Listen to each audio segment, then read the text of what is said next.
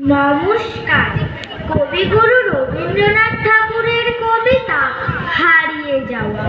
ছোট্ট আমার মেয়ে সঙ্গিনীদের ডাক শুনতে পেয়ে সিঁড়ি দিয়ে নিচের তলায় যাচ্ছিল সে নেমে। অন্ধকারে ভয়ে ভয়ে থেমে থেমে হাতে ছিল প্রদীপ খানি, আঁচল দিয়ে আড়াল করে চুল ছিল সব ধানে।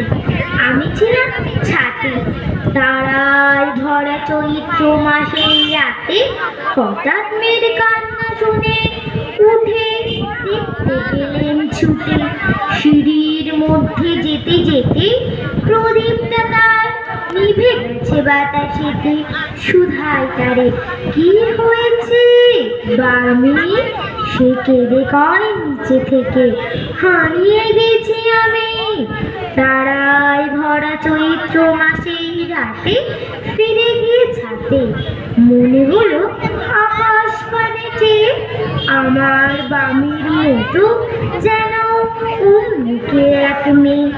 নীলাম্বরের আঁচল খানি ঘিরে দীপশিখাটি বাজে একা চলছে ধীরে ধীরে। নিত্য যদি আলো যদি হঠাৎ যেত থামি, আকাশ ভরে উঠত কেড়ে, হারিয়ে গেছি আমি। নমস্কার।